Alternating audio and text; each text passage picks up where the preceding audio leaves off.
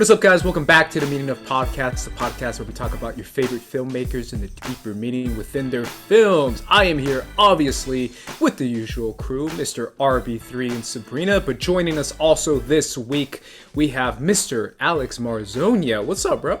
Hey guys, it's me, it's Alex. It's nice to join you guys again.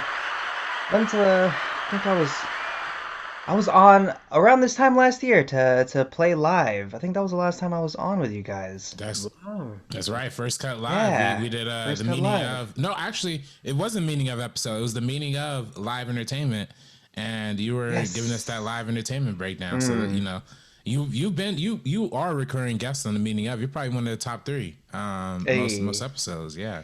Yeah, let's get one of the fans to count every single guest, and then I'll hopefully be in the on the top tier there. For sure, Definitely. man. Definitely appreciate you coming by. We know you're a big film fan, and we know you're a great person to have on for this topic. I've been wanting to do this for quite a minute. RB3 and Sabrina know this. I've been talking about this since like February. But I really do feel like this is kind of a great moment to talk about where Asian American filmmakers are now and kind of where they're going, especially with the rise of a lot of popular movies over the past 5 years, specifically The Farewell, Crazy Rich Asians, Minari, all these movies that have kind of popped off. Even international films like Parasite, which won Best Picture. I thought that was a big moment as well. And I've been wanting to talk about kind of where we were a good 20, 30 years ago and where we're going now. And I'm curious to see if that is actually changing or it's maybe our perception that's changing around Asian American filmmakers. But I want to start with you, Alex, as far as how do you feel about where Asian American filmmakers are now in the Hollywood industry? And are they, growing or rising in popularity, do you feel? Yeah, definitely. They're definitely growing and rising just because we have more opportunity now. Hollywood is definitely diversifying and making a point to diversify. And us Asians are getting more opportunities, which is very nice. I'm not sure if there's necessarily any Filipino filmmakers, Asian American filmmakers out there right now.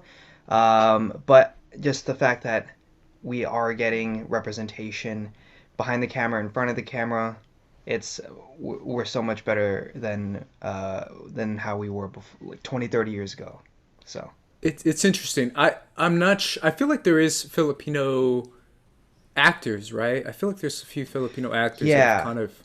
actors. I think what's his face from The Good Place. Okay. I know that we have Dante Bosco as well, Mm. who actually just directed his first film, which I saw at South by Southwest this year. And yeah, I mean, we're growing there. Yeah. How do you Oh, feel I think about it's how these amazing. past few I years echo have been for everything Asian Alex American said because filmmakers, Sabrina? it's not even just getting it behind the camera, it's the representation behind the scenes, in front of the camera, people in the writer's room for, let's say, television or film in general. It's where we go from our representation being caricatures of different stereotypes and like racial stereotypes that we have versus now where we get really authentic stories from these Asian American filmmakers or other filmmakers that are just diving into different stories. Look at something like The Half of It that has so many different aspects of representation. Obviously, we have a lesbian romance. We have what it's like to be an immigrant living in America, and that kind of culture that you grow up with that you might not necessarily see if you don't know somebody who is from another country or anything like that. So it's always just important to have these stories told. And over the last few years, we've seen a rise in that, and it's always amazing.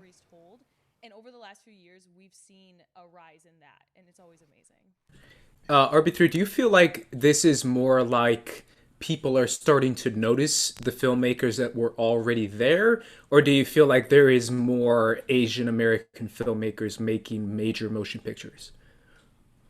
Well, I do think there. I think there's a new wave of diversity and a new wave of championing diversity in Hollywood as of lately that has amplified those voices a lot more.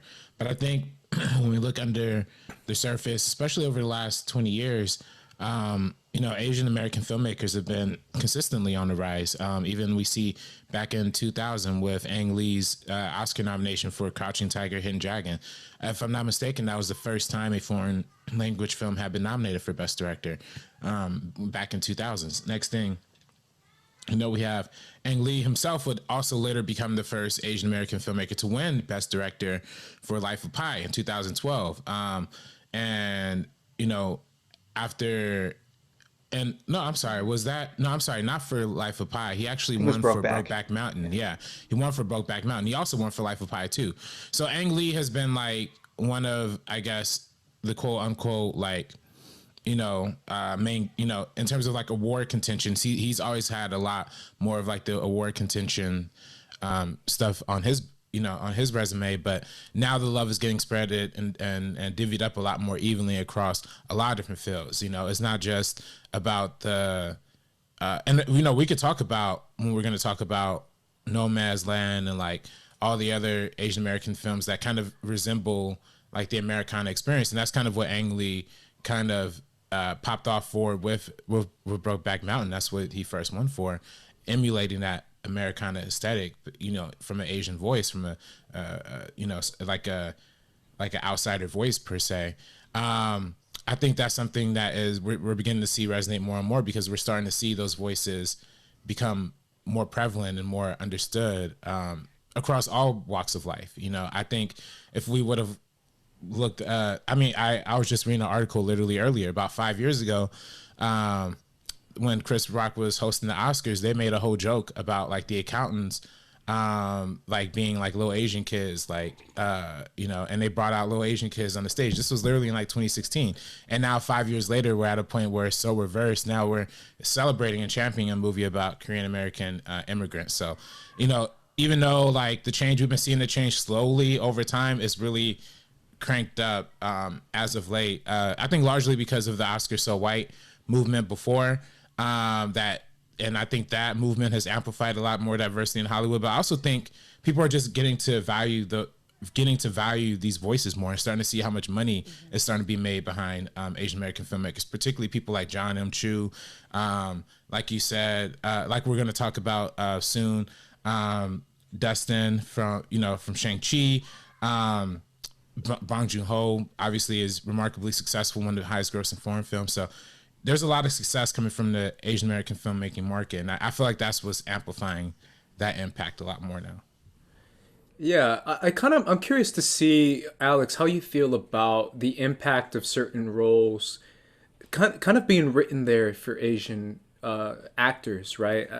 I'm transferring a little bit specifically towards Asian American actors who now have a little bit more of an opportunity, because more directors and filmmakers and maybe TV shows are looking for more Asian representation and more Asian actors. I kind of look back at the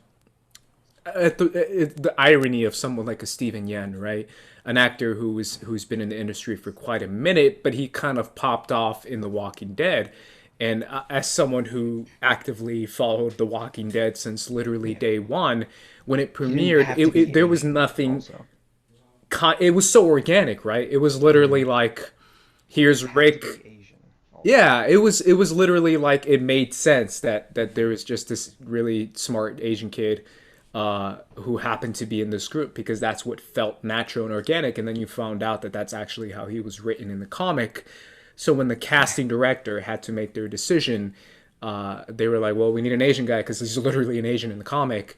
So how do you feel about those roles being specifically written for, like, hey, let's get this, Asian kid because this is a diverse neighborhood where this story takes place? I mean, yeah, it's definitely great. Like, I have a lot of friends, like one of my the star of the Kung Fu series, Olivia Liang. Like, I sat right next to her in Calculus 1 class in high school. It was like, it's pretty cool to see her like leading a CW show now, and like I think it was they were considering rebooting that, and they were like, okay, because it was like a 60s 70s TV show before, starring David Carradine in Yellowface. And so they're like, okay, now that we're rebooting it, we gotta have an Asian person in the lead. And so thankfully they casted her right. crazy that they casted one of my high school friends. But like it's just super cool that like Hollywood is diversifying and just getting getting people into roles. And we had Crazy Ex-Girlfriend. I think I didn't watch it, but that took place like a few cities near me too, um, and was centered around Filipino Americans. And let's see, Good Place also, the guy who plays Jason, he didn't have to be Asian as well. So, and turns out he was Filipino. So, Well, I also think about like the idea of like roles that fit the part. I mean, obviously, my favorite show from last year is no surprise. It was Devs, but Devs was like, this is Silicon Valley, fam. Like, there's gonna be Asians here, yeah. and the fact that the two leading stars were Asian, I thought that was kind of a big deal as well. But it made sense. Like, this is literally taking place in San Francisco, and if you've been to San Francisco, there's a lot of Asians in San Francisco. So I feel like a lot of stories like that is kind of like naturally developing into like, hey, this is something that if we ignore it, it would be way worse. Yeah. And those Like kind we of get roles. more backlash if we don't cast it. Well, because Yeah, but whenever we watch something, we always want to see the screen kind of reflect what we see in real life. So when we're talking about stories, also even something like Mortal Kombat from 1995 versus the Mortal Kombat that just recently released, seeing like Raiden's character get like whitewashed, it's just stuff that doesn't feel correct as you're watching it. So then when we have a character that organically fits in a place that we know if we went to a certain city, we would see people like completely diverse. If you go to a place like Chicago, Los Angeles, New York, so many different pockets of this country, you see everyone. So it is weird to see certain movies when it takes place in something like Sacramento or whatever, and it's an entire class of just like all white kids. You know, like it just doesn't make sense because that's not the reality of what we see in life. But then when we do see other races on screen, it's always great to have people in the writers' room so that we get the authentic version of what these characters are. And that's something that someone mentioned Crazy Rich Asians earlier. And that's my favorite rom-com of all time now. I've watched it so many times since its release, and it's only been a few years. But it's stories that are just so beautiful in its representation because it's not patting itself on the back in any way. It's just an organic way of storytelling and showing a world that we don't necessarily get to see all the time. It's always like something that was also brought up very recently. Disney constantly patting itself on the back for like their first gay character in every movie. They keep saying it. I'm like, how many times are you going to have a first gay character? And they always change like one word where it's like they're openly gay in this one. And so it's just, instead of like patting yourself on the back or putting things to get praise, it's just telling the story like it is, showing the world like it is. Yeah, and I think, you know, especially like when we look at how recently, as of recently, how some of these problems are still like being in Hollywood, right? Like we talk about Disney, you know, trying to pat themselves on the back at every point. We also forget that you know, they've been behind some of the most like egregious portrayals of Asian stereotypes from the beginning, even from Aristocats, right? In their animated films, even in more recent times, and this is not Disney in particular, I mean more generally in Hollywood, how bad Asian representation has been. We even think about a couple years ago with Emma Stone being white, playing that whitewashed character in that Cameron Crowe movie. I forget the exact name of it. Aloha. Yeah, exactly. So it's like, even now, even to this day, even as of like 2014, we're still having that debate and that conversation. And, you know, that stems all the way back from the 1960s with, you know, old boy from Breakfast at Tiffany's, Mickey Rooney, to like the 1950s with the Good Earth, or I'm sorry, the 1930s with the Good Earth, like the MGM movie that won a bunch of awards. So there's like a ton of like negative representation. So it's you know, the goal has now is to offset that as much as possible with positivity, with optimistic roles that are inclusive and are reflective of a greater sense of sensibility and I guess I should say community and welcomeness towards the American experience. And I think that's why at least I applaud films like Minari, films like Crazy Rich Asians, like films that even like Raya and the Last Dragon are giving like a new voice and new cadence to that community that has been, frankly, in Hollywood, you know, just in the same way that blackface has been prevalent, the same way that terrible Latino representation, Latinx representation has been represented in Hollywood. The Asian American community has been trashed on, but now this is the new awakening and the new like kind of reviving of bringing new light to those voices. Yeah, Alex, did you see the Bruce Lee documentary, Be Water? I have not. I highly recommend it, but it's so interesting, RB3, because we did a video on that. We did a couple videos on that documentary.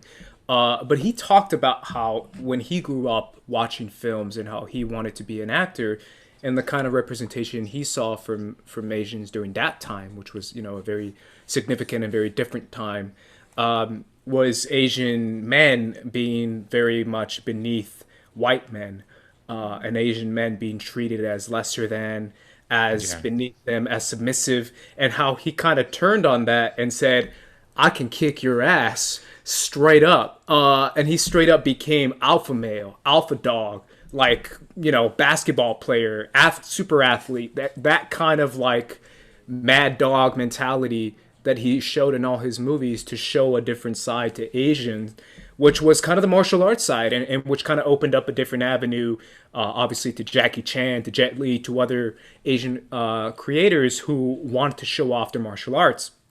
This was something that wasn't as common back in the day, and it kind of stemmed from Bruce Lee's creation. And I kind of want to lead into a conversation that I was going to say for later on, but I'll bring it in now. How do you feel about the kind of stories that we're being told by Asians now, kind of being still, I mean, Bruce Lee was from the 70s, bro, but we're still kind of in that same path as far as like the big major motion pictures this year for Asians are Shang-Chi, Mortal Kombat, and Snake Eyes, which is coming out later, but they're all martial arts films. How do you feel about that? Do you feel like that's going to get a little stale and we're going to be like, all right, another martial arts, bro, we got to punch and kick, then we got to need an Asian guy? Or do you feel like, dude, finally, because we've been having so many martial arts white dudes for so long, freaking Captain America doing backflips and karate kicks, and you're like, F that guy, there should be an Asian guy doing this, not another white guy. Here. Yeah, exactly. Like, we've had so many white dudes doing martial arts for so long that finally we have a renaissance of, like, martial arts Asian dudes. At least it's mainstream now. Yeah. Like, we had Jackie Chan and Jet Li's Chinese movies that made it over, that were imported over here, and they did well, but now it's, you know, it's American productions that are taken over, and we're getting that kind of, and we're getting people behind the camera in the writers' rooms, and still Asian actors, thank goodness, that are Iron making Fist. Snake Eyes, that are making Shang-Chi. Yeah. And but yeah, I mean, we still have movies like Minari that still highlight the small stories. So I sincerely hope that what's the director of Minari's name? Lee Isaac Chung. Lee Isaac Chung. I really hope that he continues to create small stories like that, because that was my favorite movie of last year. It was so beautiful. I think his next movie is Your Name, right? Oh, yes, that's his next movie. He's adapting that. Which, if anyone has seen that, I think I'm the only one who's seen that. Have you seen it? Okay. Yeah. Me and Alex, only one have seen that. I think that's his next movie, which is obviously a very famous anime movie that premiered a couple years ago in Japan. It's one of my favorites of the decade. I think that's his next movie, so that's kind of a major... Lee Isaac Chung. A big movie, right? Kind of? Yeah. Kind of big movie? Well, I mean, I think, you know, we talked about before, Ace, how, like, there's still a whole new market of, like, anime adaptations that could still be... like, I'll get there. Grabs. And, yeah. If we want to talk about it now, we can, but there's definitely a discussion to be had about anime adaptations either happening now or in the future, and how we're going to talk about these anime adaptations and not cast actors that are Asian. Like, how can we not do that? I don't know how that's going to happen, if that's going to. I mean, we've seen the backlash from it already, from Scarlett Johansson and Ghost in the Shell, but and Death Note. And Death Note, and from Dragon Ball Evolution. But you know, going back to the martial arts thing, martial arts cinema was really one of the first avenues for people of color in cinema to actually thrive in. You know, there's a lot of, I mean, a lot of people talk about how back in the 1950s and 60s, Sidney Poitier would literally be the only black person on set, like a lot of times, or in the studio a lot. Only person of color, only non-white person, like on the studio. Until, you know, we started seeing this rise of martial arts films coming from the East, from Hong Kong, from China, and those films ended up being so successful because they played in small theaters and urban theaters, urban communities, specifically catered to black audiences. Like the same theaters that were playing the blaxploitation movies were playing the Chinese karate movies, because, you know, they weren't being played anywhere else. Like the mainstream audience weren't trying to play them anywhere else. But they ended up being such big hits and being so influential to those communities, especially in black communities. Like, my grandma is the biggest like Bruce Lee fan in the entire world. Like any movie like Bruce Lee, like Enter the Dragon, anything, she knows it, like, and she's on it. And even to this day, she's still like a diehard martial arts film fan. And I think that has become so ingrained in our pop culture lexicon, the martial arts films, the Bruce Lees, eventually the Jet Lees and the Jackie Chans and the all of these crazy stars that are coming the new from guys, right? Yeah. I was gonna say from the Ray films. Yeah, Joe Taslim. Yeah, and it's really brilliant because it's such a unique form of cinema too. Like it's very, like I've always argued that animation is probably one of the most distinctive forms of cinema, because like you can't really replicate it in anywhere else. And I almost feel like martial arts cinema is almost the same. Like I don't think you can get like a picture or a painting or anything that encapsulates martial arts in the same way that cinema can, especially with the editing and all this stuff. So directors that use it cleverly, like Ang Lee and Crouching Tiger, Hidden Dragon, often get celebrated for that too. So I think creative martial arts cinema is something that we in America has been valuing for a long time, because it's been so deeply enrooted in our culture for such a long time. And I think that's why a movie like Shang-Chi is going to be like super lit, because we've been essentially asking for this as a culture, as a society, for a super long time.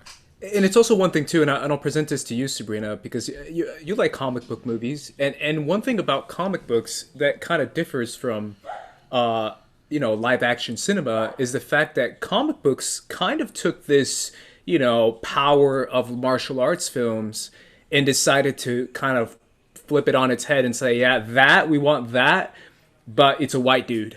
Where they're like, yo, imagine this guy who's an expert in 80 martial arts. His name is Batman, and all he has is his fist to fight, but he's a white dude. And it's like, imagine this dude who's like his iron fist and he's powerful, but he's a white dude. And it's like, it's always been, in comics at least, the super crazy martial arts dude is a white dude. Like even the most popular, I just said Captain America, but that's a perfect example of like, he's a badass, hand-to-hand combat guy, and he's Captain America. And it's like, I feel like, are we kind of over that? Earlier, 100%. I feel like everything that we said earlier about kind of like racial stereotypes and caricatures, it's like when we saw certain characters on screen, it's like, look at something like 16 Candles. People weren't ready to like embrace seeing other people on screen in empowering roles. So I feel like at like the birth of comic books 100 years ago, basically at this point, almost, I just think, society as a whole, again, we didn't see any representation in front of the camera, behind the scenes, the people making a lot of the comics, so we didn't see it reflected onto our pages, unfortunately. That's just the way that it was. So now, as we take these characters that have been beloved and written, Captain America was from like the 40s or something? Like, it's been a long time. Now we could start to see different iterations. Look at with like Ironheart, the new version of like the Iron Man type of story that we see. We get new iterations of the characters that more so reflect the people reading it, the audience, the world, stuff that makes more sense culturally to whatever they're representing in these pages. But that's something I think that we're definitely going to see an uptick of, because the whole Iron Fist thing, it just does not make sense. Like, I didn't want to see like a white guy, like a rich white guy kicking ass like that. I just feel like the story could have been so much more rich and deeper if we saw something else. And even if someone's like white in the comics, we don't have to necessarily see that. And we've seen amazing examples of things like that. So something that's written 80 years ago, we don't necessarily need to see it exactly the way it was. What we need is the core characteristics of the characters. I know you guys talked about it on First Cut Live, but it's like for the black Superman that everyone's seeing. It's like Superman was written so long ago. We could see different iterations of these characters on our screens, whether it's in television, in film, in the comics, and it gets everything to be more refreshing and more exciting. I don't want to see another Henry Cavill type guy play our character and just be stoic and have like amazing cheekbones and whatever, you know? Like, I want to see some character. I want to see some of our world reflected in our heroes. Yeah, what do you feel about that, Alex, as far as where pop culture has told us that these powerful characters that we've known for so long, like a Batman, like, an Iron Fist, or like a whatever, powerful dude in stories are, and how now we're kind of realizing, like, wait a minute, this is so outdated. We should probably make this make sense, right? Yeah, I mean, we live in a global economy now. More people are aware of things, aware of how culture is portrayed, how and like Twitter, Twitter can, for better or worse, create waves in the entertainment industry. So, like, just knowing that, I think people are people can be ready for new types of stories as well, just because we're calling for more diversity in general, and so like, yeah, please not another not another okay, sorry. I'm excited for Robert Pattinson's Batman because I love him as an actor. But why not Yeah. see a different type of, like why not a black Batman? Why we have a Chinese Superman in the comics, so why don't we see that as well? Like, And I was also gonna new say, make characters money too. too. isn't like Damon Wayans, like, isn't he like a person of color, Batman? If I'm not mistaken, Oh or yeah, Robin or something like that. Yeah, because she's Talia al Ghul's Talia's. daughter. So if you would take Talia al Ghul, the whole al Ghul thing is another thing that I could make a whole dissertation about. Because Ra's al Ghul Yeah. is my favorite, but obviously that's another stereotype of like, I Yeah. beat the Asian master in martial arts, and it's like, all right, Batman, all right, Well, I mean, even go ahead. I was gonna say, even looking at, again, I'm talking about recent examples.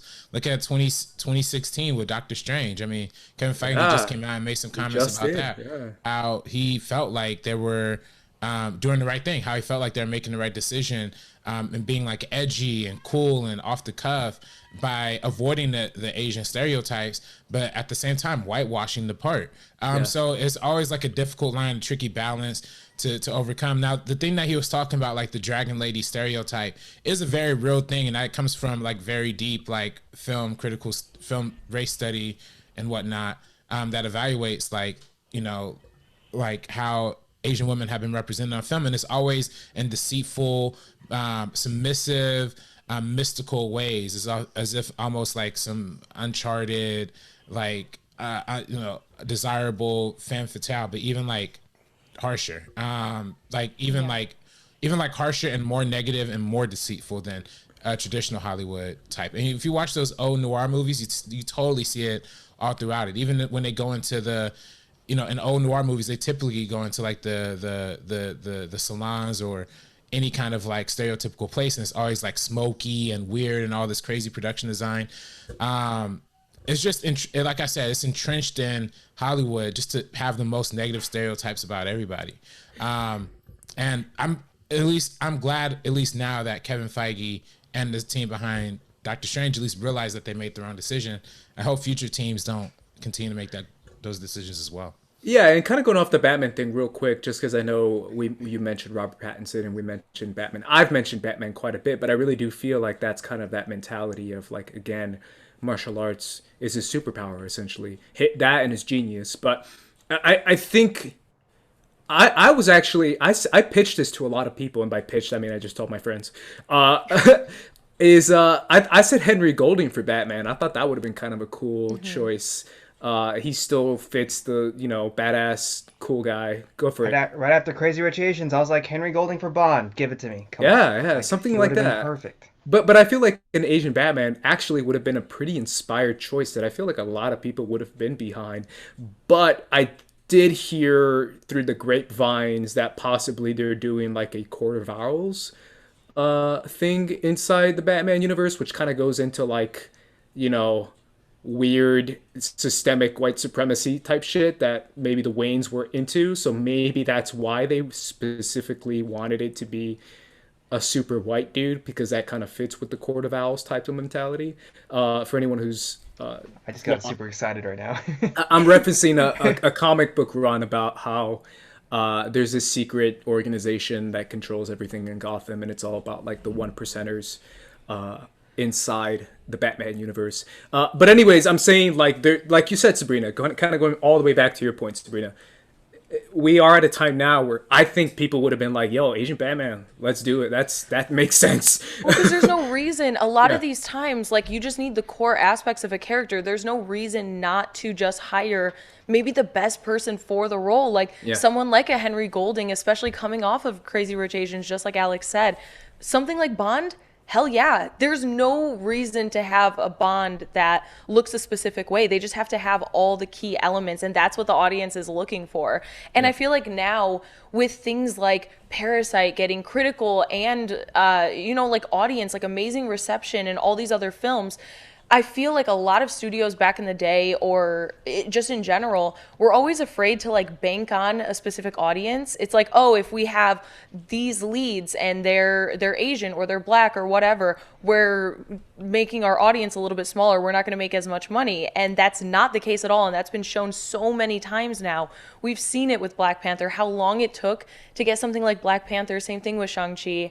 And Crazy Rich Asians, just again, a simple, like really awesome cinematic experience of a rom-com that I still cannot get over. It doesn't matter how many times I watch it, but the amount of time that it takes for us to get to this point, it's just like, take risks, hire the right person for the job.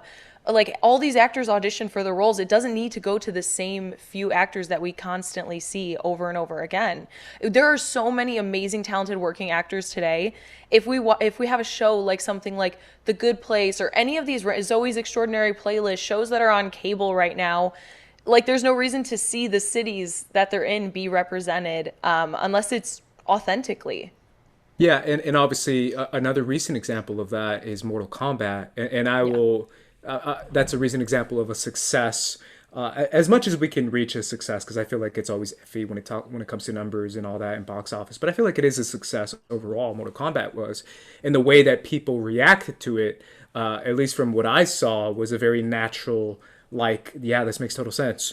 Like, it's his name is Liu Kang, for crying out loud. This is Raiden, for crying out loud. This isn't like, a character that's supposed to be a stuffy white dude, unless you're like Johnny Cage or something like that. But I feel like people saw the movie and they took it for face value, which is like, this is what makes sense inside the story. And I think that works to a success. I can't tell you how many YouTube reaction videos I saw for the Mortal Kombat, and people were like so involved with it for the martial arts, for the cinematic nature of it, not because they were like, oh, why do they gotta make Raiden an Asian dude? Like, no one said that. Like, everyone was like, yeah, this makes sense. So I think that's working for major box office. But after the break, I want to talk about like award films and quieter films and smaller films that have been kind of coming up over the years. So make sure you guys stick with us after the break, because we're going to be talking more about that. This ain't funny, so don't you dare laugh. With the 4/5 divide you in half. You getting at me equals a bloodbath. You do the math, take you out the equation. This ain't funny, so don't you dare laugh. Have you watched Zack Snyder's Army of the Dead yet? Well, be sure to check out our spoiler-filled review available exclusively on our YouTube channel, First Cut. Enjoy. I'm a Walking Dead, fan for many years. I've watched a lot of The Walking Dead many times through, so I'm very familiar with that kind of mentality. But also Dawn of the Dead. We talked about how Zack Snyder kind of got his big startup with Dawn of the Dead, and in that movie RB3, there is actually a zombie fetus, a zombie baby. I don't know if you remember that. And I that's why I was like, this is Zack Snyder. He's doing it again. I didn't necessarily think that was a negative, but I just thought that I was like, oh, I have seen that before in I Dawn didn't of the catch Dead. that. Yes. I found Uh, so yeah. many like Easter eggs to all different types of horror films. There was literally a moment that was taken out from like an American Werewolf. Like it's really interesting, kind of like all the different nods that he had to horror filmmaking, zombie filmmaking, and I love that you mentioned that with the mythology and the types of zombies that we're seeing because we did have the different species, and of course the alpha is the one that we're introduced to in the beginning, and immediately I was like, yo, he is gonna do some damage, and it's like Come along, children. Now we're going to have a little music.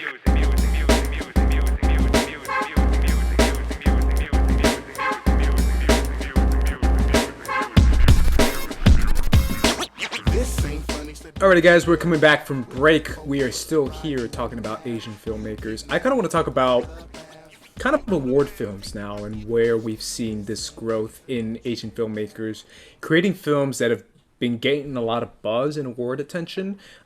Some of them centered around actual like Asian stories or Asian American stories, and some of them not. Obviously, RB3, you mentioned Chloe Zhao with Nomadland, which just won Best Picture, and she won Best Director as well. Obviously, that is not a specific story about the Asian American lifestyle or culture versus films like Lulu Wang's The Farewell or Lee Isaac Chung's Minari. But I'm curious to see what are your takes on those two specifically, Farewell and Minari, Alex, and how they kind of tell a different story as far as growing up in this kind of mix of like Asian and American lifestyle.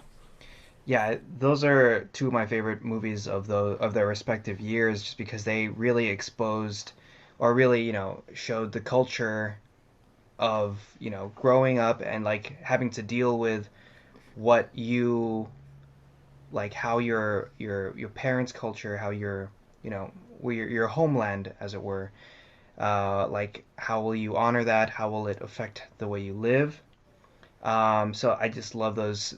I love how they deal with that and the legacy of the place that you lived in, where you are now, and how that affects you and everything. So, yeah, Lulu Wang did a fantastic job with that. Even I, she also had a little short for the Lunar New Year this year, which was really really pleasant, really sweet. You should check it out. I think it's on YouTube or Vimeo. But anyways, yeah, it's just they're just very delicate, very truthful, very honest stories about the Asian American experience, and yeah, I love those movies, and um, I hope everyone watching here has seen it already. If not, do some homework. Yeah, how do you feel like those films, specifically Sabrina, kind of? I know this is kind of a loaded question, and I'm sorry, but how do you feel like those films kind of differ from like actual like international films, like maybe a Parasite, for example?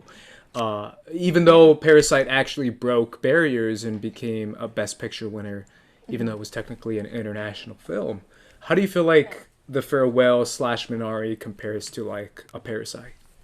I mean, when we're talking about Minari, that's the story of something that's dealing with the American dream and an immigrant family. So it's so different because it's kind of what you have to do to acclimate to America, the choices that you have to make, moving around certain areas, taking different jobs. It's stuff as me being a first generation American, I've heard my grandmother and my mom and my parents all talk about kind of like their experiences with that. And with something like The Farewell, we get another interesting take on that where we have a American girl, like especially to her family, she's definitely Americanized in the way that she's lived with Aquafina in The Farewell, and having to kind of go back to where she came from, go back into her culture, see her family again, and all those differences, because it really doesn't sit well with her, the fact that they're hiding the fact that her grandmother is dying. It doesn't sit well, and she's very emotional, but that's the way that they want to do it, and that's the way her family is doing it. So that's something that she has to acclimate back to. And it kind of shows, like, when you go back to your roots or when you're leaving your roots, all these different ideas. But something like a Parasite, that's completely immersing us into a completely different culture. That's immersing us into a world that, like, we personally, most of the audience has not experienced as Americans, their society and how polarizing it is in their version of, like, poverty, like rich versus poor, because we have it so different in so many different countries. But to see it face to face like that in Parasite, it gives us a new perspective. So all of these films, even though they deal with possibly similar themes, especially with like Minari and the Farewell, they add so many different ideas and perspectives. And another one was the half of it that I mentioned earlier. That's another really great one that also deals with being like an immigrant in America, and especially being in a town where nobody looks like you. Everybody looks the same. You're kind of the odd person out, and you have to figure out how to create your own way in this world that doesn't really know where you belong sometimes. And so it's so unique and it's so interesting, and that's why I feel like a lot of people really understand it, even if you haven't experienced something like that firsthand. You get a different perspective, and that's what we look for in art in general. Whether it's reading or writing, you're learning something new and you're experiencing an entirely new story through someone else's eyes, and I think that's what makes it special.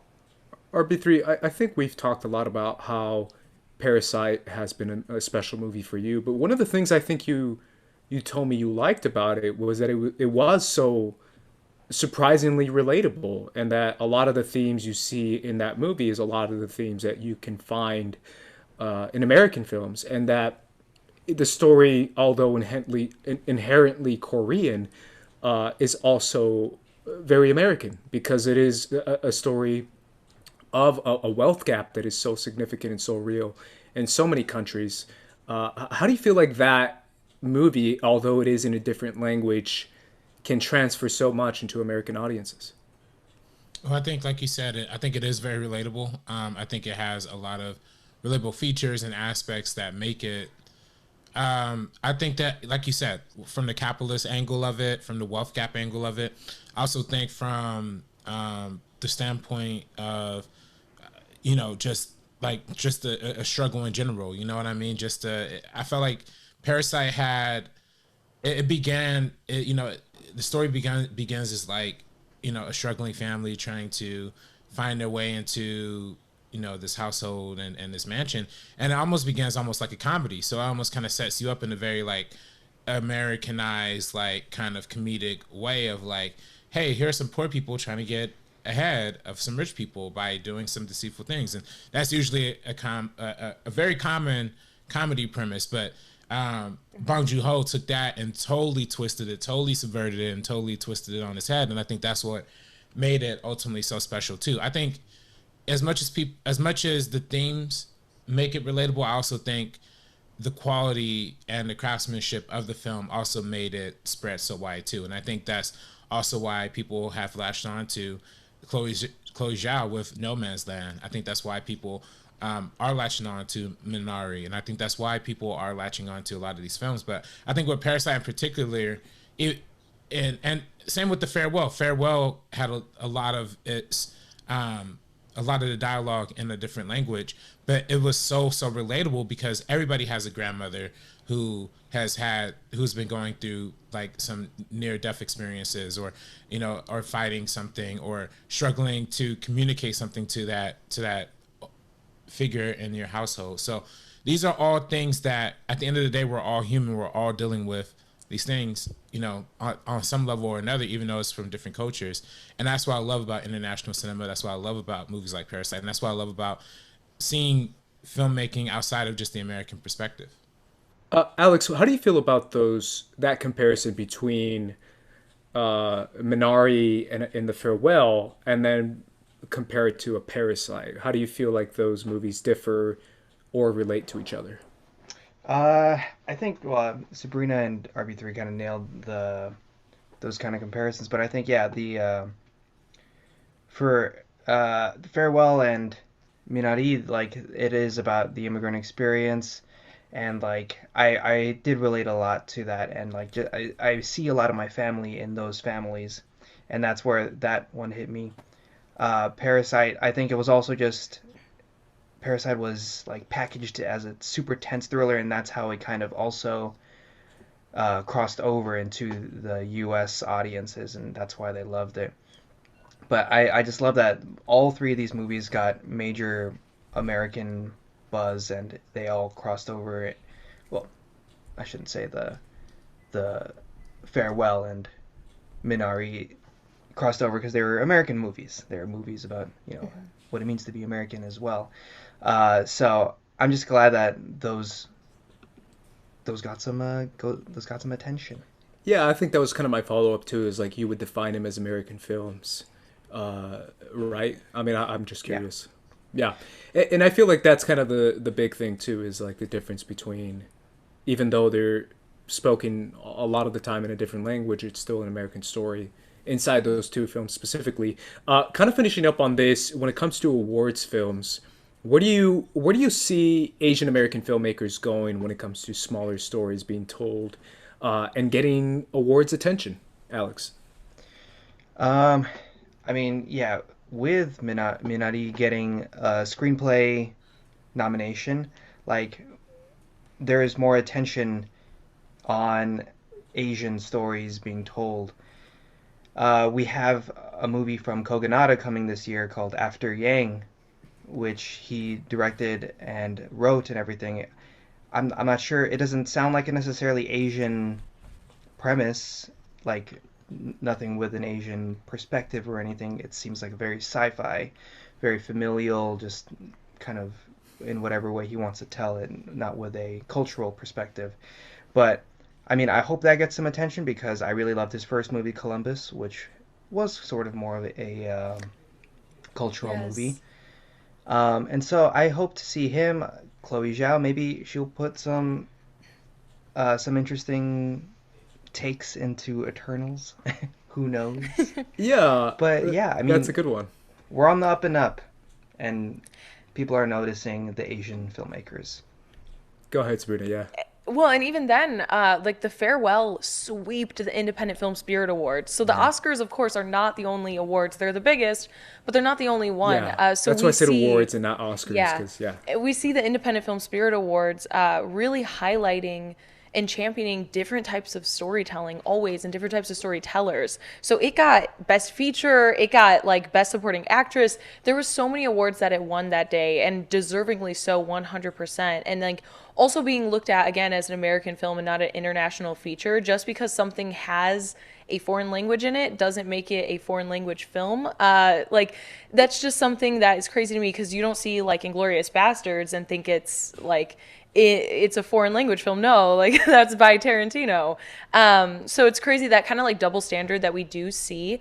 But also another filmmaker, Destin Daniel Cretton. Sorry, I always mess up his name with the first two.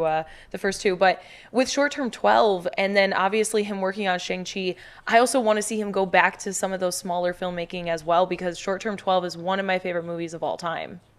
yeah, that's definitely a very powerful and impactful film. RB3, any final thoughts on Asian filmmakers and what the future holds for them in the industry? Sorry, this is muted.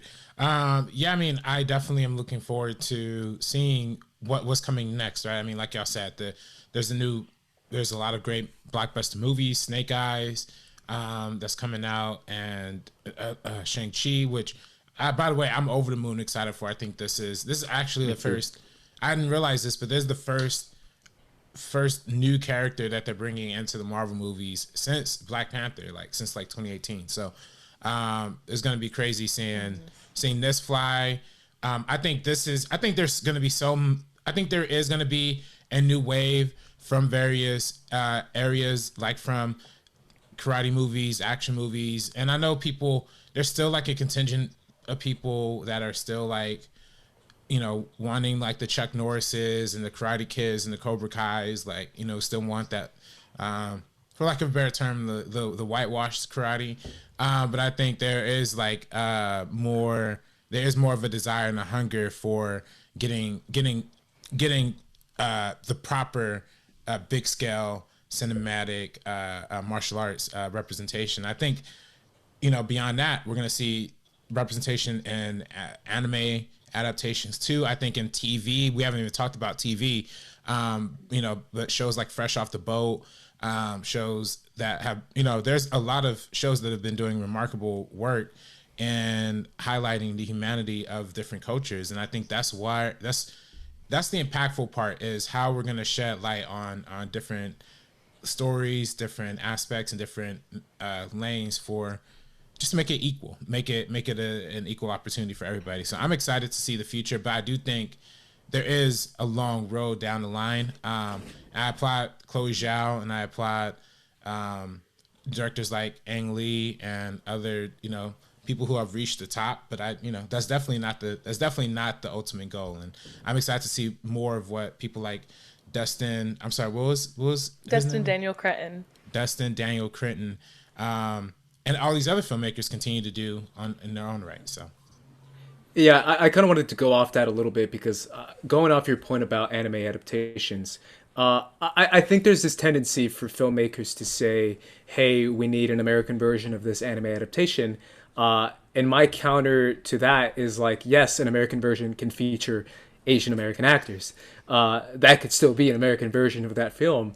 Just because it's in an English language and not in Japanese doesn't mean you can't cast Asian American actors. I feel like that's a significant thing that I think a lot of people were pointing out when they were like, oh yeah, but it's an American version, so we need a white dude. And it's like, no, you don't need that. Alex, any final thoughts on what the future of Asian filmmakers holds? Yeah, well, well, first of all, we got in 3 weeks, we got In the Heights coming out, directed by an Asian filmmaker. One of my favorite musicals in general. I'm super excited for that. And I just wanted to shout out a few. I found my list of all the Asian American directors that I found. So I want to shout out Karen Kusama, Jennifer's Body, Yes. Invitation, Destroyer, Anish Chaganty, who did Searching and Run, last year's Run, Justin Lin, Better Luck Tomorrow, and most of the Fast and the Furious franchise now. Cary Fukunaga, who actually did direct the new Bond. Who else do I got here? Joseph Kahn. If you haven't watched Bodied, it was my number 3 movie of 2018. It's a rap battle movie, and it is incredible. Alice Wu, Destin Daniel Cretton, Alan Yang, who did Tiger Tail and Master of None, and Night Shyamalan. And we always forget that he is Asian American. So those are just a few of the people that I wanted to shout out. Can I mention one of the most successful homies that I think he has? I don't know if it counts as his movie, Spiral, but shout out to James Wan. Yeah. James Wan, who has made so much money off these crazy horror movies just because it has his brand on it. And he's like, yo, pay me. I'm going to make money off that because I still technically made that. Shout out to James Wan as well. Alex, thank you so much, man. This was a lot of fun. Where can everyone find you, man? You can find me on Twitter at Alex Marzona, Instagram at just Marzona, and you can find my music on Spotify. And I am releasing a In the Heights cover video on June 1st, so make sure you check that out. Awesome. Ooh, let's go. Sabrina, where can everyone find you? You guys can follow me on Twitter and Instagram at Sabrina X Monica, also on Twitter at Sabrina on Film. RB3.